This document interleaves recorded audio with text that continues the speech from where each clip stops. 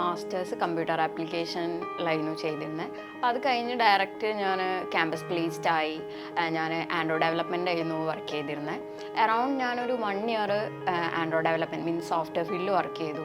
അപ്പോൾ അവിടെ നിന്നാണ് ഞാൻ ആലോചിക്കുന്നത് ജസ്റ്റ് ഒന്ന് കരിയർ ഒന്ന് സ്വിച്ച് ചെയ്താലോ എന്ന്. അപ്പം അങ്ങനെയാണ് ഞാൻ ഡിജിറ്റൽ മാർക്കറ്റിങ്ങിനെ പറ്റിയിട്ട് കുറച്ചും കൂടെ കൂടുതൽ അറിയുന്നത്. അപ്പോൾ ഞാൻ ഒരുപാട് ഇൻസ്റ്റിറ്റ്യൂഷൻസ് അന്വേഷിച്ചു ഡിജിറ്റൽ മാർക്കറ്റിംഗ് ചെയ്യാൻ വേണ്ടിയിട്ട്. അപ്പോൾ അങ്ങനെയാണ് ഞാൻ അവൈവ് ഡിജിറ്റലിനെ പറ്റി അറിയുന്നത്. അപ്പോൾ ഇവിടെ വന്നു, സാറിനോട് സംസാരിച്ചു. അപ്പോൾ എങ്ങനെയാണ് ഇതിൻ്റെ സിലബസ്, എങ്ങനെയാണ് ഈ ഒരു കോഴ്സിൻ്റെ ഡ്യൂറേഷനൊക്കെ അന്വേഷിച്ചു.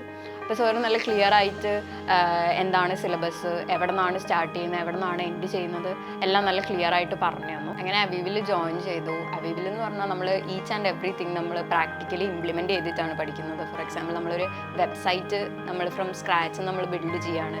അവിടെയാണ് നമ്മൾ ഓരോ കാര്യങ്ങൾ നമ്മൾ ഇംപ്ലിമെൻറ്റ് ചെയ്തിട്ടാണ് പഠിക്കുന്നത്.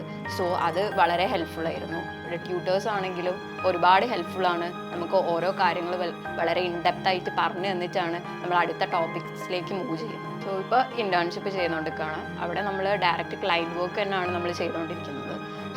അവീവിൽ എൻ്റെ ഒരു ജേർണി എന്ന് പറഞ്ഞു കഴിഞ്ഞാൽ എനിക്ക് വളരെ ഹെൽപ്ഫുള്ളായിരുന്നു.